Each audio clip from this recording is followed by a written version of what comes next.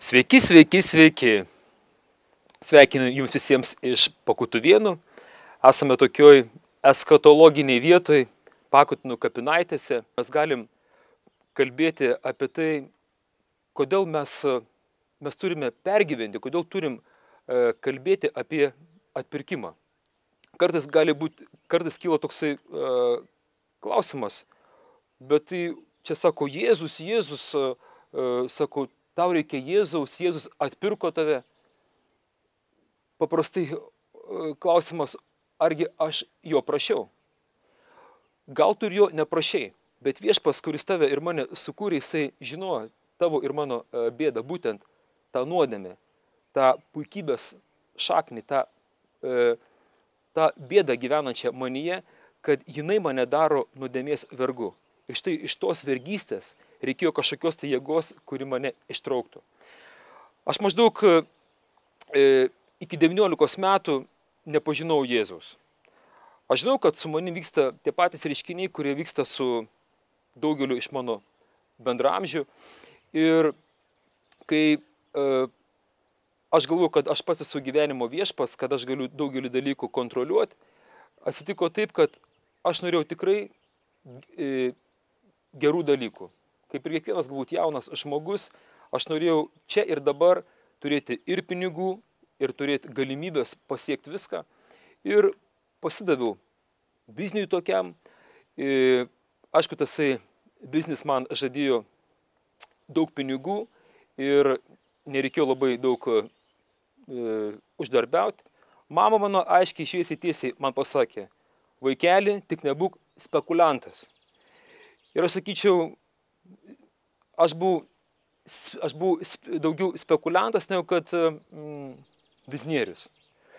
Bet gavosi tai, kad kai aš atrodo turiu labai daug pinigų, aš pats pagal specialybę dirbau siuvėju, į darbą, kuriame aš dirbau, atėjo 2 milicijos agentai ir sako, na, praeinam dabar į mūsų automobilį, reikia truputį pašnekėti. Taip man toksai, mes sakom, mano gėris, mano sukurtas pasaulis, mano geri troškimai atsisuko prieš mane kaip blogis ir kaip didelė nelaimė. Aš tikrai nenorėjau nei sėsti į kalėjimą, nenorėjau nei ko nors apgauti. Paprasčiausiai gavosi taip, kad aš įsisukau ir, kaip sako apaštalas Paulius, aš padariau tą blogį, kurio aš nenorėjau daryti. Pasirodė, mano draugai plėšdavo parduotuvės ir jie man atnešdavo įvairiausias prekes, kurias aš pas to ne visai žinodamas realizuodavau. Ir atsimenu, man buvo toks labai sunkus laikotarpis. Ir tai buvo tokia, sakyčiau, juoda savaitė. Reikėjo laukti. Ir aš nežinau, pas ką kreiptis, kadangi Dievo mano gyvenime nebuvo. Aš tik tai vieną tokį dalyką mačiau, kaip man išsisukti iš tos esamos padėties. Kas mane galėtų išgelbėti, kas mane galėtų išpirkti, išsukti iš tos esamos nuodėmingos padėties. Ir štai pradėjo vystytis reikalai labai staigiai. Praėjo gal koks 2-3 dienų po šito tardymo ir aš vakare gaunu skambutį pas save į namus ir man tenais rusiškai kreipėsi į mane, sako, ar čia jūs toks ir toks, taip, prašom ruoškitės, rytoj išvykstat į tarybinę kariuomenę. Man tai buvo toks didelis džiaugsmas. Tada vyko būtent paskutiniai metai karas Afganistane. Nemažai jaunų iš Lietuvos jaunuolių siųsdavo ir tenais. Aš turėjau gerą sportinę formą, mokėjau muštis ir taip toliau, bent jau kaip man atrodė. Ir aš galvoju, mane paima į kariuomenę, tikrai, jeigu tik tai kokį Afganistaną, pasižymėsiu tenais ir aš žinau, kad didvyrių neteisė. Ir su tokiu nuostabia tokia nuotaika važiuoju į tą tarybinę kariuomenę, bet mano, reiškia, nuliūdimui manęs neišsiuntė į jokias karo zonas, jokius Afganistanus. Mane pasiuntė kasti griovių ir remontuoti sugriuvusių namų.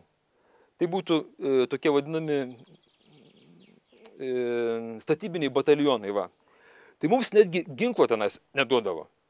Aišku, kirto mano per per mano tokią vyrišką ambiciją, bet galvoju, vis geriau negu kad kalėjimas arba teismas.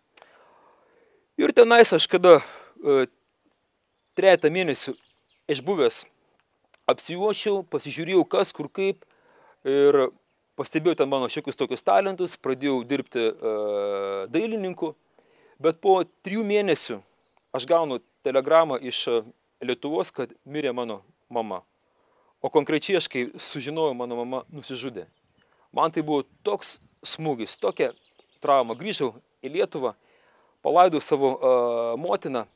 Mano mama buvo labai sąžininga moteris, buvo jinai mokytoja, mokino mane visų tik tai sąžininkų ir gerų dalykų. Ir kai jinai numirė, mano nuostabai, po poros dienų ją visi užmiršo. Ir aš savo iškėliau tokį pirmą kartą savo tokį klausimą. Nieko savo. Tai ką, ir aš reiškia mirsiu. Ir mane taip pat užmirš ir viskas. Aš galvoju, ne, aš šitaip gyventi kaip mano mama nenorėčiau. Ir man tada iškilo toksai klausimas, kokia gyvenimo prasmė. Ir su tokia mintim sugrįžau atgal pas save į kariuomenę. Ir kariuomeniai, toliau, kada paišiau tenais tokį didelį paveikslą, prie manęs prieina toksai rusas, darbininkas ir sako, tu darai grožį, reiškia, tavi yra graži siela. Man taip keistai pasirodė, apie ką aš kalba. Paskui jis man sako, o tu ar Dievą tiki? Sakau, Dievo nėra. Jis man sako, tu neskubėk sakyti, kad Dievo nėra.